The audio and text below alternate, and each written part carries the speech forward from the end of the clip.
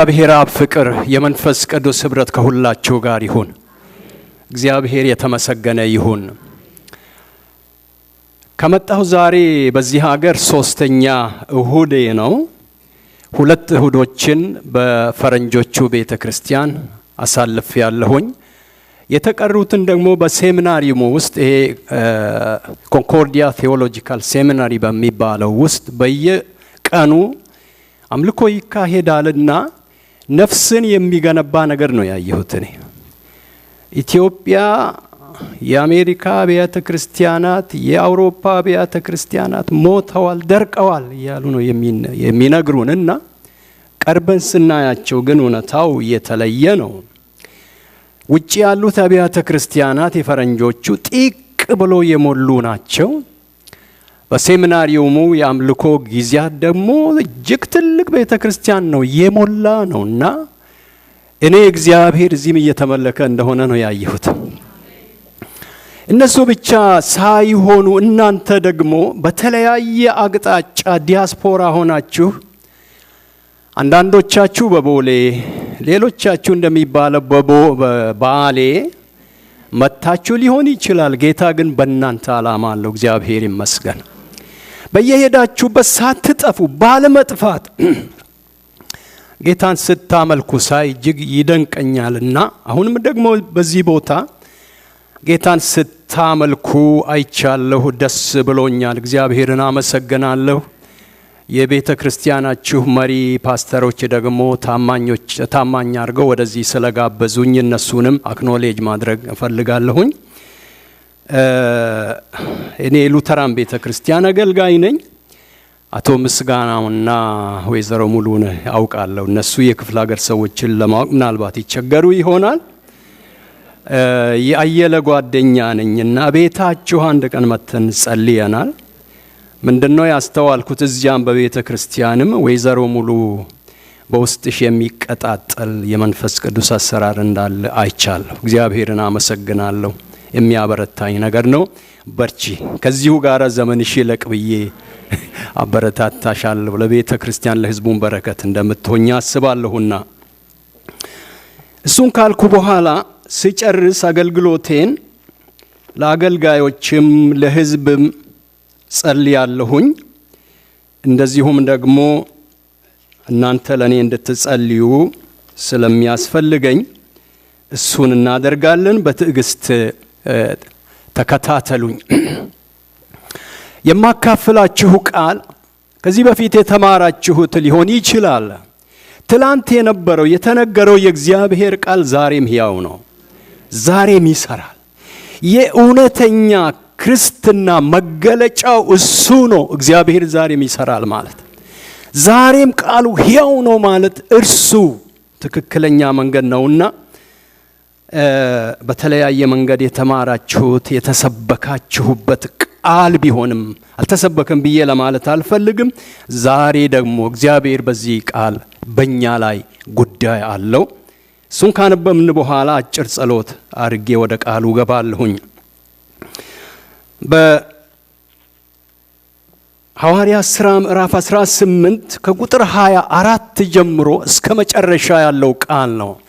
የሐዋርያት ሥራ ምዕራፍ 18 ከቁጥር 24 እስከ መጨረሻ በጌታ በኢየሱስ ክርስቶስ ስም። በወገኑም የእስክንድሪያ ሰው የሆነ ነገር አዋቂ የነበረ አጵሎስ የሚሉት አንድ አይሁዳዊ ሰው ወደ ኤፌሶን ወረደ። እርሱም በመጽሐፍት ዕውቀት የበረታ ነበር። እርሱ የጌታን መንገድ የተማረ ነበር። የዮሐንስንም ጥምቀት ብቻ አውቆ ብቻ አውቆ በመንፈስ ሲቃጠል ስለ ኢየሱስ ይናገርና በትክክል ያስተምር ነበር። እርሱም በምኩራብ ገልጦ ያስተምር ጀመር። ጵርስቅላና አቂላም በሰሙት ጊዜ ወስደው የእግዚአብሔርን መንገድ ከፊት ይልቅ በትክክል ገለጡለት። እርሱም ወደ አካያ ማለፍ በፈቀደ ጊዜ ወንድሞቹ አጽናኑት፣ ይቀበሉትም ዘንድ ደቀ መዛሙርት ጻፉለት። በደረሰም ጊዜ አምነው የነበሩትን በጸጋ እጅግ ይጠቅማቸው ነበር።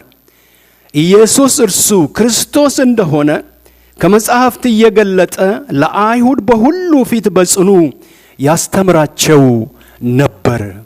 አሜን። አጭር ጸሎት እናድርግ።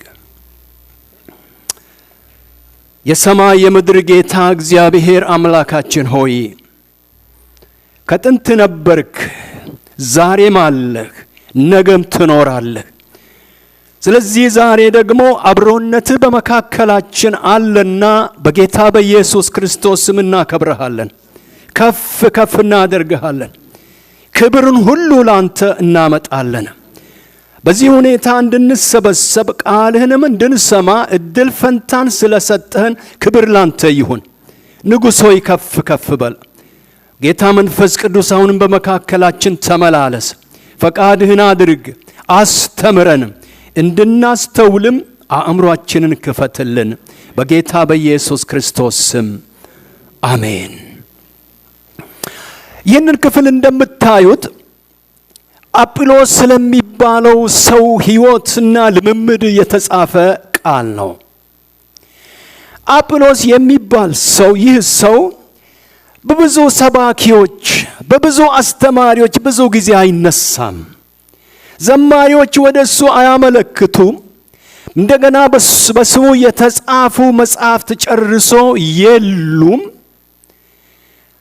ተጓዥ ሚሽነሪስ ከሚባሉትም ቡድን መካከል አይደለም። ብቻውን የሚሄድ አገልጋይ ነበር። ነገር ግን በዚህ ሰው ሕይወት ውስጥ እጅግ ዋና የሆነ ይሄ ኮር መልእክት ቺፍ ክርስቲያን ዶክትሪን የሚለው አባባል አስተሳሰብ በውስጡ ሞልቶ ነበርና ሕይወቱን ስትመረምሩ አስገራሚ ነገሮችን ከውስጡ ታገኛላችሁ። ይህንኑ ክፍል እንግዲህ መሰረት በማድረግ ጠቃሚ በጸጋ የሚጠቅም አገልጋይ ሁን በሚል አርዕስት አገለግላችኋለሁ። በጸጋ የሚጠቅም አገልጋይ ሁን። ስለዚህ ሰው በዚህ ክፍል አራት ዋና ዋና ነገሮች ተጽፈዋል። አራት። አንደኛ ነገር አዋቂ የሚል ነገር ስለሱ ተጽፏል። ሁለተኛ በቅዱሳት መጻሕፍት የበረታ የጌታን መንገድ የተማረ በመንፈስ ቅዱስ የሚቀጣጠል ሰው ነው ተብሎ ተጽፎለታል። አምስተኛ ቀደምት ከሆኑት ከነ ጵርስቅላና አቂላ ለመማር ደግሞ ትሁት ሰው ነበር። አራተኛ በጸጋ የሚጠቅም አገልጋይ ነበር። አራቱን ነገሮች አካፍላችኋለሁ። ነገር አዋቂ ምን ለማለት እንደተፈለገ ክፍሉ ብዙ አይናገርም። ነገር ግን ውስጡን ሄደን ስንለቅም ይሄ ሰው በኮሙኒኬሽን ስልት የታጠቀ ሰው ነበር ለማለት እንችላለን።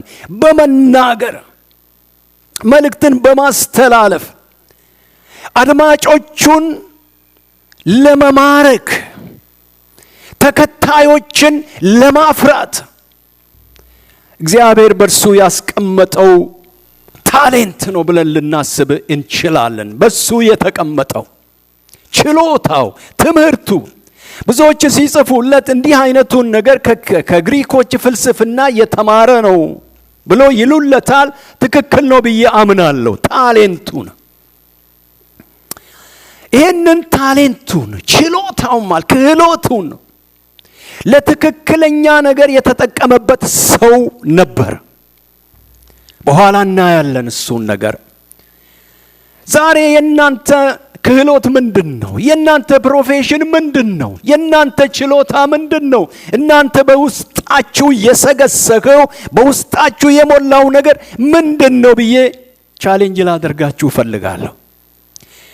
እንደምሰማው ብዙ ዕውቀት ያላቸው ኢትዮጵያውያን ወደ አሜሪካ ይፈልሳሉ። ስለዚህ በምህንድስና ትምህርት፣ በሕክምና ትምህርት፣ በዚህ በአይሲ ትምህርትና በሌላም የተካናችሁ ወንድሞች እህቶች እንዳላችሁ አስባለሁ።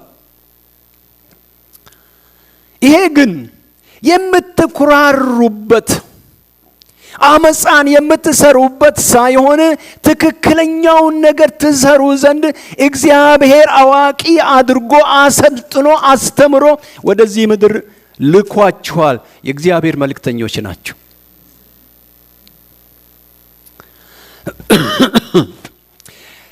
በዚህ በተለያየ ሙያ በፕሮፌሽኖች በታሌንት አዋቂ በመሆኑ በኩል እግዚአብሔር ጥሪ አለው ለሰሙት ሁሉ።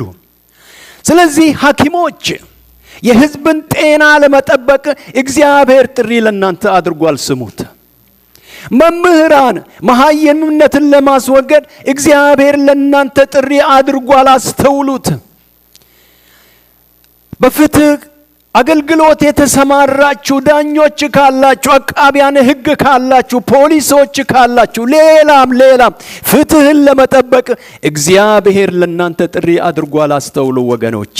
ታሌንታችሁን ይሄ ሰው ነገር አዋቂነቱን ለመልካም ነገር እንደተጠቀመ ለወንጌል እንደተጠቀመ በኋላ ስለምናይ በምንድን ምክንያት ነው በዚህ ምድር ያለሁት ዛሬ? እግዚአብሔር ስለምን ልኮኛል? ቅድም እንዳልኩት በቦሌ መታችሁ ሊሆን ይችላል፣ በር በርግዳችሁ መታችሁ ሊሆን ይችላል በባሌ። እግዚአብሔር በዚህ ቦታ ግን ለእናንተ ዓላማ አለው። እግዚአብሔር አስቀድሞ በክርስቶስ ያዘጋጀውን መልካሙን ሥራ ለመስራት በክርስቶስ የተፈጠራችሁ ናችሁ እናንተ። የእግዚአብሔር ነገር ያለባችሁ ናችሁ እናንተ። የእግዚአብሔር ጥሪ ያለባችሁ ናችሁ እናንተ። ጥሪውን እንደምን እየተጠቀማችሁበት ነው? መጽሐፍ ቅዱስ ጳውሎስ በአንደኛ ቆሮንቶስ ምዕራፍ 1 ሲናገር ቁጥር 9 ላይ ወደ ልጁ ወደ ኢየሱስ ክርስቶስ የጠራን እግዚአብሔር የታመነ ነው። ሃሌሉያ! የጠራችሁ እግዚአብሔር እርሱ የታመነ ነው። ሙሴ ለሕዝበ እስራኤል ሲናገር የታመነ አምላክ ክፋት የሌለበት ቅን አድራጊ ነው አለ። ሃሌሉያ! እርሱ የታመነ ነው። እርሱ ቅንነት ያለው አምላክ ነው። ዮሐንስ ለሰሚዎቹ ሲጽፍ ህብረታችን ከአብ ጋራ ነው፣ ከልጁም ከኢየሱስ ክርስቶስ ጋራ ነው። ወደዚህ ህብረት እንጠራችኋለን አለ። ወደ እውነት ህብረት፣ ወደ ትክክለኛነት ህብረት፣ ወደ ቅንነት ህብረት፣ ወደ መታዘዝ ህብረት። ይህን ቻሌንጅ እንዴት ታያላችሁ ወንድሞች እህቶች? ነገር አዋቂ ነበር። አስተውሉ። ነገር አዋቂነቱን ደግሞ የምናየው በሁለተኛው ክፍል ነው። ይሄ አጵሎስ የተባለው ሰው ሲናገር ነገር አዋቂ ነው ካለለት በኋላ እርሱም በቅዱሳት መጻሕፍት ዕውቀት የበረታ የጌታን መንገድ የተማረ እንደዚሁም በመንፈስ ቅዱስ የሚቀጣጠል። በመንፈስ መቀጣጠል ይሆንላችሁ እናንተ አገልጋዮች፣ መዘምራን፣ መሪዎች፣ ሽማግሌዎች፣ ምእመናን። በመንፈስ መቀጣጠል ታዲያ በእግዚአብሔር መንፈስ ነው፣ በትክክለኛው መንፈስ ነው፣ በውብ መንፈስ ነው፣ በትህትና መንፈስ ነው። በእርሱ መቀጣጠል። እነዚህ ሰዎች የተስተካከሉለት ሰው፣ በቅዱሳት መጻሕፍት የሚበረታ ሰው፣ የጌታ መንገድ የተማረ ሰው፣ በመንፈስ ቅዱስ የሚቀጣጠል ሰው አንድ ነገርን ያደርጋል፣ በኢየሱስ ላይ ያተኩራል። ይሄ ሰው ቅዱሳት መጻሕፍትን አውቆ የጌታ መንገድ ተምሮ በመንፈስ ቅዱስ ሲነጋገር ኢየሱስ ጌታ እንደሆነ ይመሰክር ነበር ይላል። ይሄን ይገልጽ ነበር።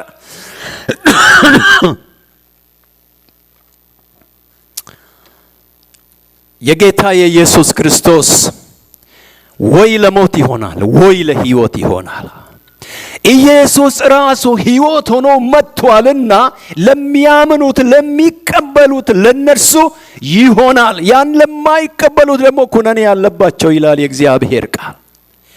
አስተውሉ እናንተ አገልጋዮች፣ እናንተ መሪዎች፣ መዘምራን፣ ምእመናን አስተውሉ። የጌታ የኢየሱስ ክርስቶስ የክርስትና ልዩ ነገር ነው። ዋና ነገር ነው። ለምን? ሰማይ መስክሮለታል፣ ነቢያት መስክረውለታል፣ ሐዋርያት መስክረውለታል። ይህን ሁሉ ምስክርነት ያለው አዳኝ ጌታ ንጉሥ ነው። ትላንትና ፓስተር ታሪኩ አንድን የዕብራውያን ጸሐፊ መጽሐፍ ሐሳብ ያጋራኝ ነበር። ይህ ምስክርነት እንደ ደመና በእኛን የከበበ ነው። እንደ ደመና ይከባል። ከላይ ነው። ከደመና እይታ ውጪ መሆን አትችሉም፣ በላያችሁ ነውና። የጌታ የኢየሱስ ክርስቶስም ነገር እንዲሁ እንደ ደመና በከበቡን ምስክርነቶች የተሞላ ቃል ነው። እግዚአብሔር ይመስገን።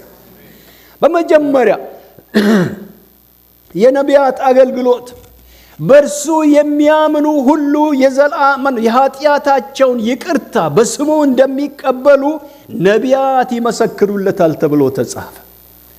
የብሉይ ኪዳን ነቢያት ከሩቅ ሆነው እንዲሁም ጴጥሮስ ሲናገር በሰላምታ መንፈስ ከሩቅ ሆነው በእርሱ የሚያምኑ የኃጢአታቸውን ስርየት እንዲቀበሉ ይመሰክሩለታል፣ ይጮሁለታል፣ ይዘምሩለታል። እውነት ነውና ነቢያት የጮሁለትን የመሰከሩለትን ቢሆንላቸው ለማየት የፈለጉትን የሕዝብ ሁሉ አባት ነው የተባለው አብርሃም እንኳን ሊያይ የተመኘውን እርሱን ለሚያምን ሁሉ በስሙ የኃጢአት ስርየት ይሆንለታል። ሃሌሉያ! ኢየሱስ ኃጢአትን ያስተሰርያል።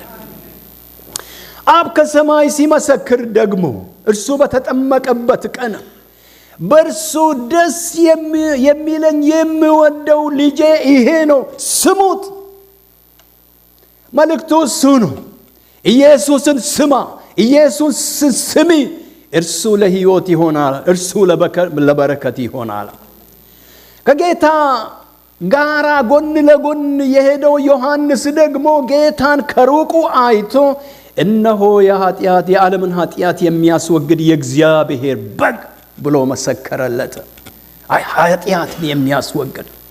ወረድ ብሎ ደግሞ በምዕራፍ 1 ቁጥር 34 ላይ እኔም አይቻለሁ መስክሬያለሁ፣ እርሱም የእግዚአብሔር ልጅ እንደሆነ መስክሬያለሁ፣ ተናግሬያለሁ አለ። ስለዚህ እጥፍ ምስክሮች አሉት። ይሄ ቃል ነበረ በውስጡ የሚመላለሰውና በዚህ የእውነት ቃል የተሞላ ሰው ነበር። እሱንም ይመሰክር ነበር። ሰባኪያን ምንድነው የምትሰሩት? ዛሬ ምንድነው የምታገለግሉት? መዘምራን ምንድነው የምታገለግሉት? ኢየሱስ ጌታን ነው የምትሰብኩት? ኢየሱስ ጌታን ነው የምትዘምሩት? እንዲሁ ይሁንላችሁ። እግዚአብሔር ይባርካችሁ። በእኔ የማይሰናከል ብፁዕ ነው አለ። ብዙዎች ይሰናከላሉ።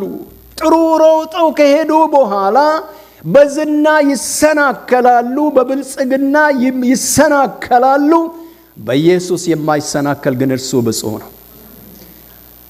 ከዚህ የተሻገረ ይሁን አላውቅም። በኢትዮጵያ ውስጥ ይሄ አሁን አሮጌ መልእክት ሆኗል። እናንተ ከአሮጌው ነው እስከ አዲሱ አያችሁ። ከሰማይ የሚፈሰው እነሱ የሚናገሩት ከአእምሯቸው የሚያፈልቁት የእግዚአብሔርን ቃል አስረጅቶ እነሱ ሕያዋን እየሆኑ ለመውጣት በብዙ በመታገል ላይ ናቸው።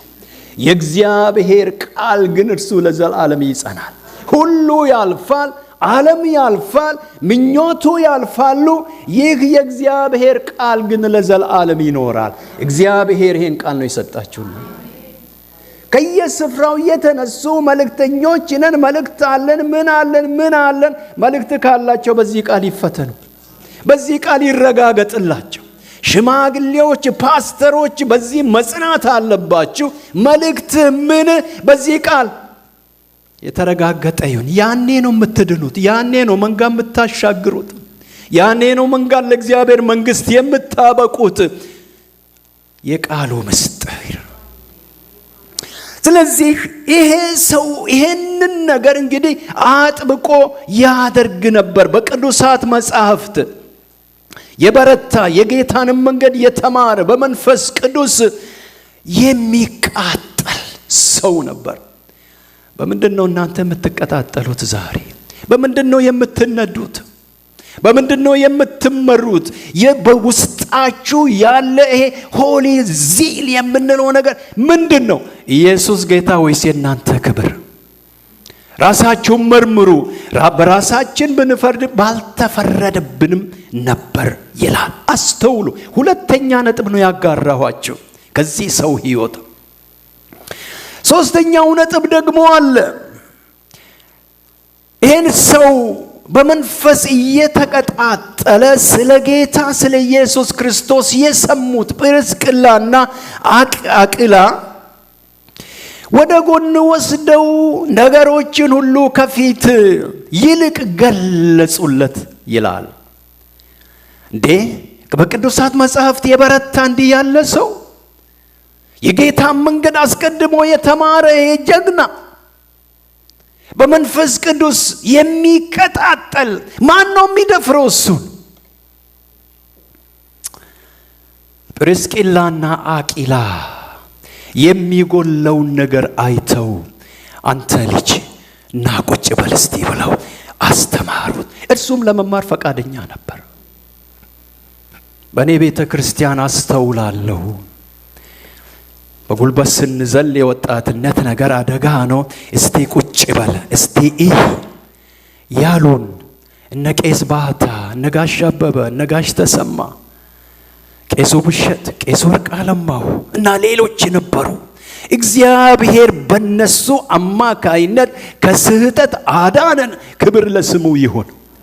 ዛሬም በቃሉ በቤቱ ውስጥ በኖሩት በሲኒየር ኤጅ ይሰራችኋል። ወጣቶች ሆይ እሺ በሉ፣ ታዘዙ፣ ቁጭ ብላችሁ ተማሩ።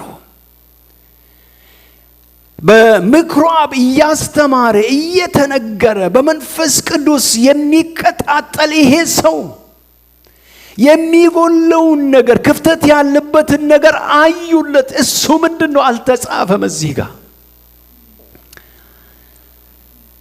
ትንሽ ምርምር ይጠይቃል። ብዙዎች የተረዱት አንድ ነገር ነው።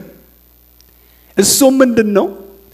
ይሄ ሰው በመጥምቁ ዮሐንስ ጥምቀት ተጠምቆ ነበርና ስለ ክርስቶስ መከራ ስለ ክርስቶስ ትንሣኤ ገና ያልበራለት ያልጠራለት ነበርና ይሄንን ነው የገለጡለት ይላል። የክርስቶስ ሞት የክርስቶስ ትንሣኤ መጽሐፍ ቅዱስ ሲናገር ስለ በደላችን ታልፎ የተሰጠው እኛንም ስለማጽደቅ የተነሳውን እርሱም ብናምን ለእኛም ጽድቅ ሆኖ ይቆጠርልናል ይላል።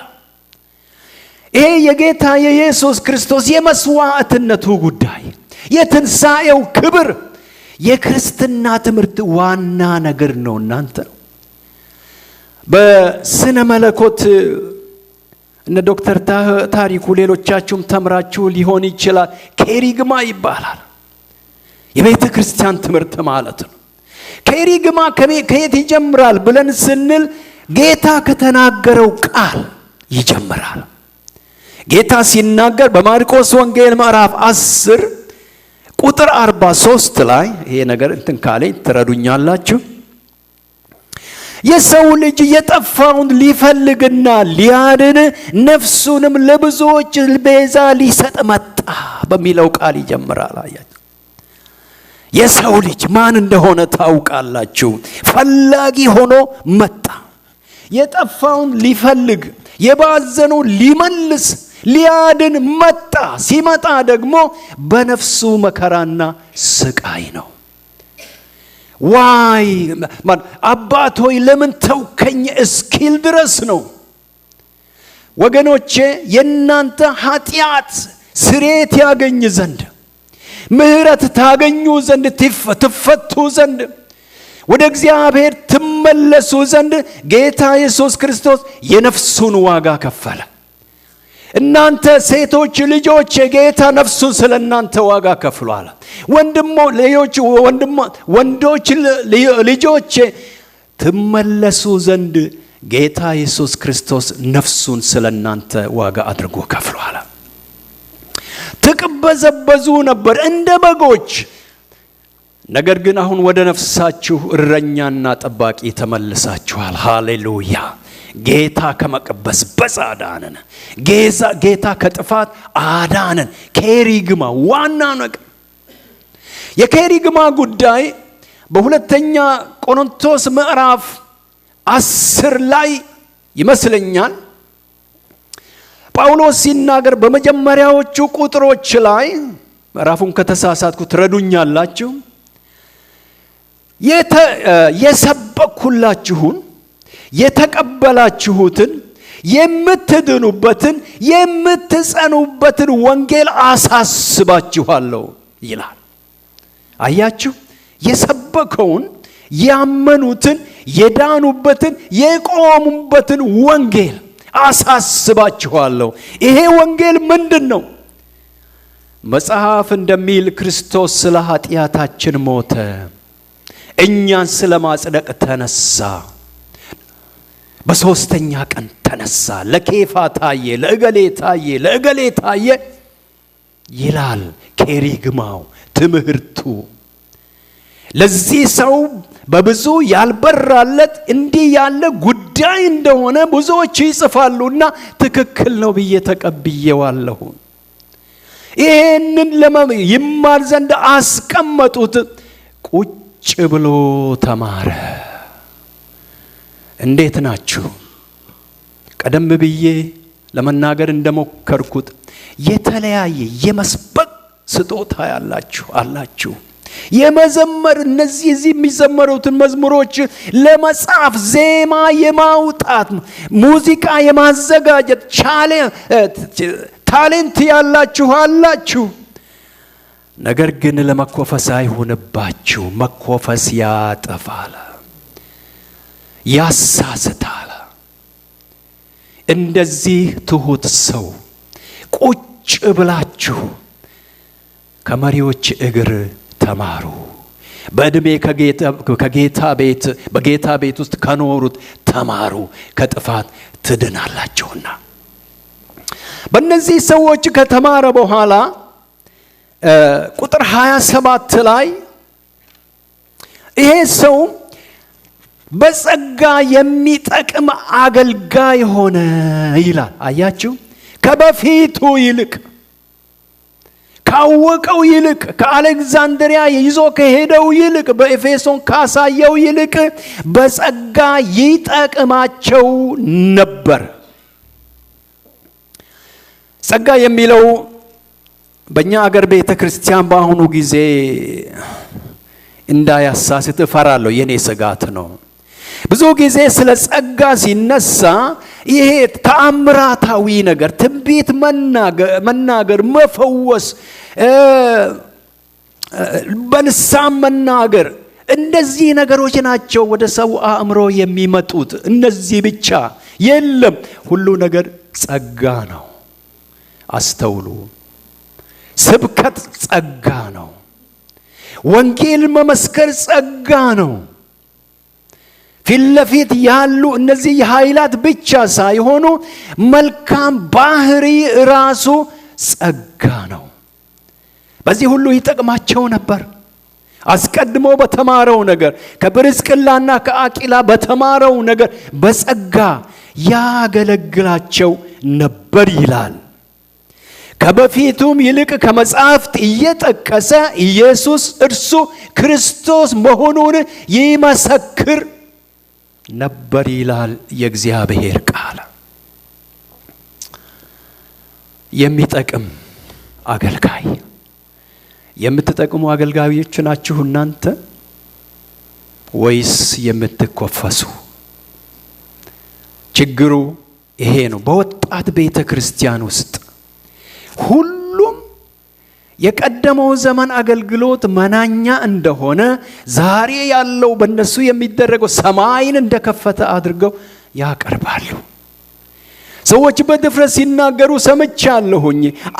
ምንድነው አንበረከኳቸው ነው ወይስ ገለባበጥኳቸው? ከስብከት መጥቶ እስከዚያ እንደዚያ አልነበረም። እኔ ግን ገለባበጥኳቸው። አንዱ በሌላው ላይ ወደቀ። የነ አገሌ አገልግሎት እንዲህ ነው፣ እርሱ በሕዝቡ ላይ ሰማይን ዘጋ፣ እኔ ባገለገልኩ ጊዜ ግን ሰማይ ተከፈተ። ኖ አያችሁ፣ በጸጋ ማገልገል በትህትና ማገልገል ነው። ይህንን መረዳት ያስፈልጋል። በትህትና ከፊት ይልቅ በአገልግሎት የመትጋቱ ነገር በዚህ ሰው ሕይወት ውስጥ ያነበብነው አምኖ የነበሩትን በጸጋ እጅግ የመጥቀሙ ጉዳይ እንዴት ይመጣል ብለን ልናስብ ያስፈልጋል። እስቲ ወደ ጴጥሮስ መልእክት እንሄዳለን። ጴጥሮስ ሁለተኛ ከቁጥር 2 ጀምሮ ያለውን ቃል እንስማ። ምንድነው የሚለው? የመለኮቱ ኃይል በገዛ ክብሩና በበጎነቱ የጠራንን በማወቅ ለሕይወትና እግዚአብሔርን ለመምሰል የሚሆነውን ነገር ሁሉ ስለሰጠን በእግዚአብሔርና በጌታችን በኢየሱስ ክርስቶስ ዕውቀት ጸጋና ሰላም ይብዛላችሁ። ስለ ክፉ ምኞት በዓለም ካለው ጥፋት አምልጣችሁ ከመለኮት ባህሪ ተካፋዮች በተስፋ ቃል እንድትሆኑ በእነዚያ ክብርና በጎነት የተከበረና እጅግ ታላቅ የሆነ ተስፋን ሰጠን። ስለዚህም ምክንያት ትጋትን ሁሉ እያሳያችሁ በእምነታችሁ በጎነትን ጨምሩ፣ በበጎነትም ዕውቀትን፣ በዕውቀትም ራስን መግዛት፣ ራስንም በመግዛት መጽናትን፣ በመጽናትም እግዚአብሔርን መምሰልን፣ እግዚአብሔርን በመምሰል የወንድማማችን መዋደድ፣ በወንድማማችን መዋደድ ፍቅርን ጨምሩ። እነዚህ ነገሮች ለእናንተ ሆኖ ቢበዙ በጌታችን በኢየሱስ ክርስቶስ ዕውቀት ሥራ ፈቶችና ፍሬ ቢሶች እንዳትሆኑ ያደርጋችኋል ይላል። እግዚአብሔር ጠቃሚ ሊያደርገን ሲፈልግ 3 ነገሮችን በፊት ለፊታችን ያውጃል። የኔ ጉዳይ 3 ነው። ብዙ ጊዜ 3 ነገሮች። አንደኛ የእግዚአብሔር ሉዓላዊነትን በፊት ለፊታችን ያሳልፋል። እግዚአብሔር ለሙሴ ሲናገር ያለና የሚኖር እኔ ነኝ፣ ይህ የዘላለም መታወቂያዬ ነው፣ በዚህ ስም ነው የምታወቀው ነው ያለው። አያችሁ፣ ማንነቱን የመጀመሪያው ጉዳይ ይሄ ነው። ማንነቱን ያስተዋውቀሃል፣ ማንነቱን ያስተምርሃል። ይሄንን ነው የምናየው በጴጥሮስ ውስጥ።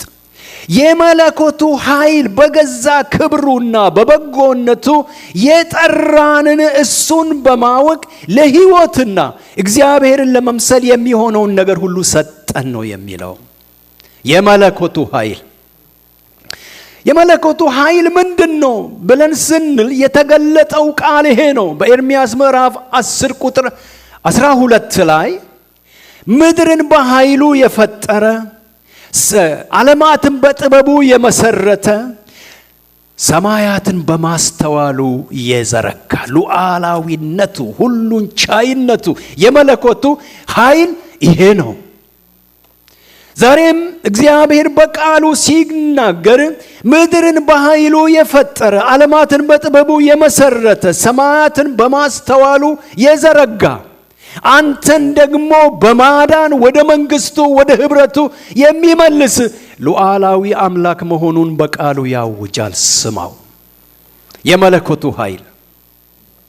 ሁለተኛው በዚያው ላይ የተገለጠው በገዛ ክብሩ ይላል። በእግዚአብሔር ክብር ነው። ክብሩን ምንድን ነው? ክብሩን ያዩ ሰዎች የመሰከሩልን ነገር ምንድን ነው? ኢሳይያስ ምዕራፍ 6 ላይ ኢሳይያስ የተባለው ሰው እግዚአብሔርን በትልቅ ዙፋን ላይ ተቀምጦ አየሁት ይላል። ሱራፌሎችም በላዩ ነበሩ። እርስ በርሳቸው እየተቀባበሉ ይጮሁ ነበር። ይዘምሩ ነበር ብለን መተርጎም የምንችል ይመስለኛል። ይጮሁ ነበር። ሲጮሁ ምንድን ነው? ቅዱስ ቅዱስ ቅዱስ የሰራዊት ጌታ እግዚአብሔር፣ ምድር ሁሉ በክብሩ ተሞልታለች። እስቲ ከኔ ጋር በሉ፣ ቅዱስ ቅዱስ ቅዱስ እግዚአብሔር። እግዚአብሔር ቅዱስ ነው። እግዚአብሔር ፍጹም ነው። እግዚአብሔር ንጉሥ ነው። ኢሳይያስ በሌላ ስፍራ ለዘላለም የሚኖር ስሙ ቅዱስ የሆነ ከፍ ያለ ልዑል ይለዋል። ክብር ለስሙ ይሁን። ሰማይና ምድርን የሞላው እግዚአብሔር፣ ምድርን በክብሩ የሸፈነው ልዑል እግዚአብሔር ወደ እኔና ወደ እናንተ ቀርቧል። ወደ እኔና ወደ እናንተ መንደር መጥቷል። ክብር ለስሙ ይሁን። የእርሱ መምጣት ነው ከጥፋት ምድር መንጥቆ ያወጣን። የእርሱ መምጣት ነው ከሞት ምድር ወደ ሕይወት ያፈለሰን። ክብር ለእግዚአብሔር ይሁን። እርሱ ከጨለማ ስልጣን አዳነን፣ ቤዛነትን እርሱም የኃጢአትን ስርየት ወዳገኘንበት ወደ ልጁ ወደ ኢየሱስ ክርስቶስ የፍቅር መንግሥት አፈለሰን። እግዚአብሔር ይመስገን። ያው ኃያልነቱ፣ ሁሉን ቻይነቱ፣ ጌትነቱ፣ ክብሩ ወደ ልጁ ወደ ኢየሱስ ክርስቶስ የፍቅር መንግሥት፣ የጥላቻ መንግሥት ሳይሆን የፍቅር መንግሥት፣ የልዩነት መንግሥት ሳይሆን የአንድነት መንፈስ መንግሥት አፈለሰን። ክብር ለስሙ ይሁን። ፈልሳችኋል። እግዚአብሔርን አክብሩ። እናንተ ወደ ፍቅሩ መንግሥት፣ ወደ ሕይወት፣ ወደ ዘላለም በረከት ፈልሳችኋል። ያፈለሳችሁ እግዚአብሔር ነው። ሃሌሉያ! ክብር ለስሙ ይሁን። ይሄን ደግሞ በገዛ ክብሩ ነው ያደረገው። በዚያ ጴጥሮስ ከሚናገራቸው ነገር ሶስተኛውን ነው ያነሳው። ቀጥሎ ደግሞ በበጎነቱ ይላል። እሱ ኃያል አምላክ ብቻ አይደለም፣ ሰማይና ምድርን ሌላውንም የሰራ አምላክ ብቻ አይደለም፣ ክብሩን የገለጠ ሰማያትንና ምድርን በክብሩ በምስጋናው የሞላ አምላክ ብቻ አይደለም፣ በጎነቱን ደግሞ ገልጿል። ክብር ለስሙ ይሁን። ስለ በጎነቱ እግዚአብሔር ለሙሴ ጸሎት በመለሰው ክፍል ውስጥ የምናገኝ ይመስለኛል። ሙሴ እግዚአብሔርን ፊት ለፊት ለማየት ፈለገ። ክብርህን አሳየኝ። የማይቻል ጸሎት ነው የጸለየው። አያችሁ፣ የማይሆን እርሱ ቢሆንለት መትረፍ የማይችልበትን ጸሎት ነው የፈለገው። ለካ እንደዚህ ላለውም ነገር እግዚአብሔር መልስ አለው። እናንተ የማይሆን ጸሎትም ኖሮን እግዚአብሔር ጸሎታችንን ያስተካክላል። ክብር ለስሙ ይሁን። ለካ ይመልሰናል። የለም ሙሴ ሆይ በሰንጣቃው አለት ውስጥ ሰውረሃለሁ፣ እዚያም ሆነ ከኋላ አልፋለሁ፣ ፊቴን አይተ መትረፍ አትችልምና። ክብር ለስሙ ይሁን። እኛ የተረፍንበት የእግዚአብሔር በጎነት ልጁ ኢየሱስ ክርስቶስ መሸሸጊያ አለታችን ሆኖ ወደኛ መጣ። ስጋን ለብሶ ወደኛ መጣ። ወደ መንደራችን፣ ወደ ሁኔታችን። አዳኝ ጌታ፣ መላሽ ጌታ፣ የሚታደግ ጌታ፣ የምንሸሸግበት አለት ሆኖልን ወደኛ መጣ።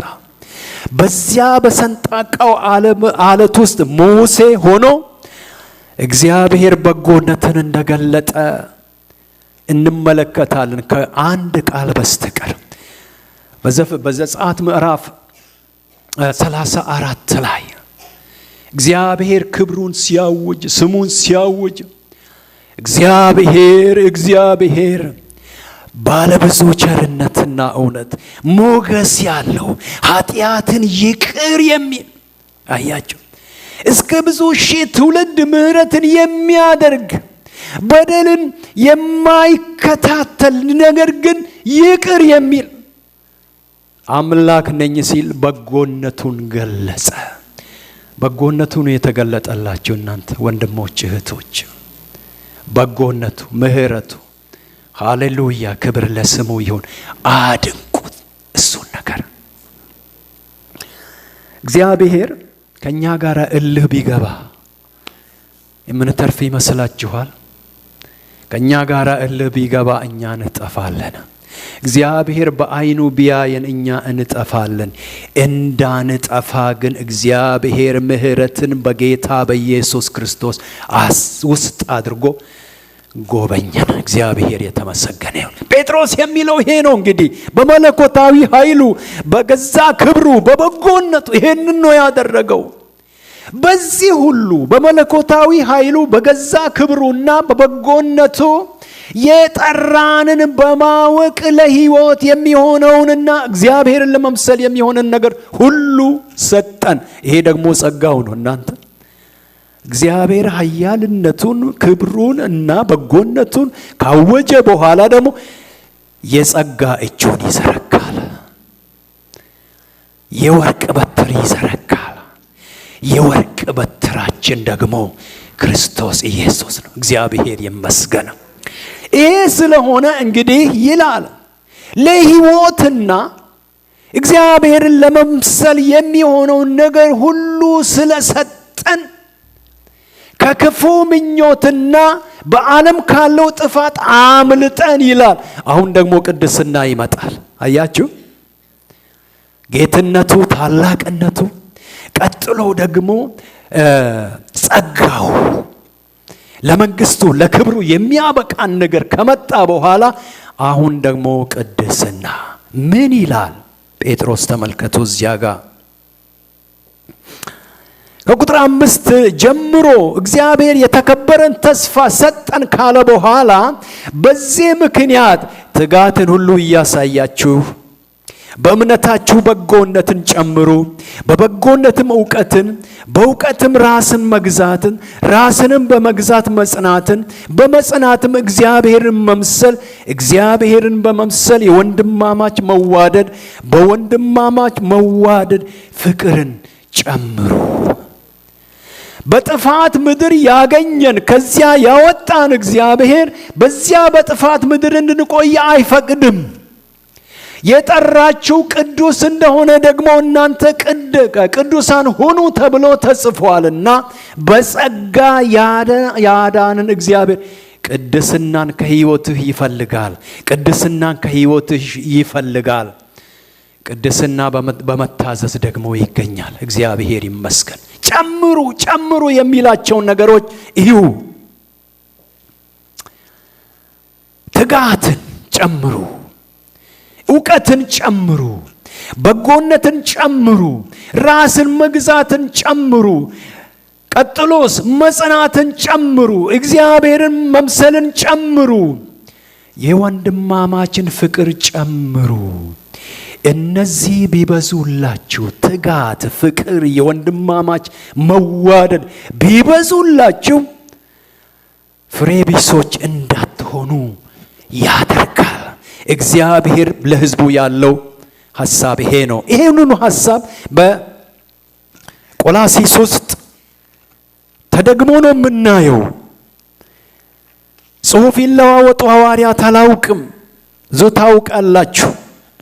ምዕራፍ 3 ላይ ቆላስይስ 3 ላይ ሞታችኋልና ሕይወታችሁ በእግዚአብሔር ከክርስቶስ ጋር ተሰውሯል። ሕይወታችሁ የሆነው ክርስቶስ በሚገለጥበት ቀን ደግሞ በክብር ትገለጣላችሁ። ሃሌሉያ! እናንተ ወንዶች ልጆቼ፣ እናንተ ሴቶች ልጆቼ የክብር ቀን አለ፣ የውበት ቀን አለ፣ የደስታ ቀን አለ፣ የእልልታ ቀን አለ። እዚሁ አሸብሽበ ዘምረ የሚያበቃ አይደለም። የሚቀጥል ክብር፣ ዘላለማዊ ክብር አለ። እግዚአብሔር ይመስገን። ጌታ ራሱ በትእዛዝ በመላእክት አለቃ ድምፅ በእግዚአብሔር መለከት ከሰማይ ይገለጣል። ያን ጊዜ በጌታ አምኖ የሞቱት ይነሳሉ።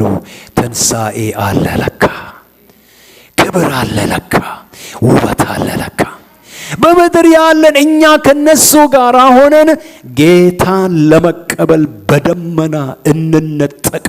እግዚአብሔር ይመስገን። የመነጠቅ ቀን አለ፣ የክብር ቀን አለ። ይሄ አሁን የተሰበከልን የተዘመረልን ነገር ሁሉ ለኛ እውነት የሚሆንበት ቀን አለ። ክብር ለእግዚአብሔር ይሁን። ነገር ግን ተጠንቀቁ ይላል። ሞታችኋል፣ ለክፋት፣ ለርኩሰት፣ ለኃጢአት ሞታችኋል። እንዲያውም ሕይወታችሁ በእግዚአብሔር ዘንድ ከክርስቶስ ጋር ተሰውሯል። ክርስቶስ በክብር ሲገለጥ እናንተም በክብር ትገለጣላችሁ። ክብር ለእግዚአብሔር ይሁን። ይቀጥልና ልጨርስ ነው። ይህንኑ ቃል ያሰፋል ጳውሎስ ወረድ ብሎ። ይሄ የቅድስና ነገር ቁጣን፣ ንዴትን፣ ክፋትን፣ ስድብን፣ መለያየትን ማስወገድ ነው። እንደ ተወደዱ የእግዚአብሔር ልጆች ምሕረትን የምንቀበል፣ ምሕረትን የምንሰጥ፣ የምናስተናግድ እንሆናለን። እግዚአብሔር ለእርሱ ጠርቶናል። አስተውሉ። ከላይ በዚሁ ክፍል ውስጥ በዝሙት ምክንያት ይላል፣ በፍትወት ምክንያት፣ በርኩሰት ምክንያት፣ በመጎምጀት ምክንያት የእግዚአብሔር ቁጣ በማይታዘዙ ልጆች ላይ ይመጣል። ብዙ ጊዜ በዚህ አገር በአውሮፓ ስለ ሕግ አይሰበክም። እግዚአብሔር ቅጣትን እንደሚያመጣ አይሰበክም። ቃሉ ግን ይላል በአመፃ በሚመላለሱት ልጆች ላይ የእግዚአብሔር ቁጣ ከሰማይ ይገለጣል። ፍሩት። እግዚአብሔር ወዳጃችን ነው። እግዚአብሔር አምላካችን ነው። ነገር ግን የቆሎ ጓደኛችን አይደለም። የምናመቻምቸው ነገር አይኖርም። ነገሩ አንድ ነገር ነው፣ መታዘዝ፣ እሺ ማለት። እንግዲህ ይሄን ሁሉ ለመናገር የፈለኩት ልብ አድርጉ፣ በጸጋ ይጠቅማቸው ነበር። ስትታዘዙ በጸጋ ትጠቅማላችሁ። ታዛችሁ ስትዘምሩ በጸጋ ትጠቅማላችሁ። ታዛችሁ ስትሰብኩ በጸጋ ትጠቅማላችሁ። ታዛችሁ አስራታችሁ ስትሰጡ በጸጋ ትጠቅማላችሁ። እንደ ተወደዱ የእግዚአብሔር ልጆች በመታዘዝ ውስጥ በማለፍ በጸጋ እንጠቅማለን። የት ነው ያላችሁ እናንተ ወገኖቼ? ብዙዎች በእኔ አገር ነው፣ እኔ ባለሁበት አገር በአመፃ ጠፍተዋል። ዝና ሆኖላቸዋል። ወንድም ገሌ እኮ እንደዚህ ጌታ ጠርቶት ወጥቶ እንዲህ አድርጓል፣ ገንዘብ በዛለት ነው። እገሊት እንዲህ አድርጋለች፣ አቤት ገቢው። ገንዘብ፣ ቢዝነስ። የእግዚአብሔር መንግስት በገንዘብ አይገዛም። መንግስት ገንዘብ ለእግዚአብሔር ቤት እግር ነው፣ አገልጋይ ነው። የእግዚአብሔርን ክብር ግን መውሰድ የለበትም። የት ነው ያላችሁ? በጊዜው ከፍ እንዲያደርጋችሁ ከኃይለኞች የእግዚአብሔር እጅ ራሳችሁን በማዋረድ በጸጋ የምትጠቅሙ ሁኑ። እግዚአብሔር ይባርካችሁ። እንጸልያለን። ቆመን ብንጸልይ ደስ ይለኛል። ለአገልጋዮችም ለተገልጋዩም፣ ሁላችሁም በየመስካችሁ አገልጋዮች ናችሁ። በዚያ መንፈስ እንጸልያለን። አስተውሉ አገልጋዮች፣ በዘላለም ኪዳን ደም የበጎች እረኛ የሆነው ኢየሱስ በሚገለጥበት ቀን ያን ቀን በክብር ትገለጣላችሁ። ለእናንተ ለመሪዎች፣ ለመዘምራን፣ ለሽማግሌዎች፣ በተለያየ አቅጣጫ ለምታገለግሉ በዘላለም ኪዳን ደም በበጎች እረኛ የሆነው ይህንን እያሰብን እንጸልያለን። መሳሪያ የምትጫወቱ ብትረዱኝ ደስ ይለኛል። እንደ ተቀበልኩት ምህረትን ተቀብላችሁ በምህረት ታገለግላላችሁና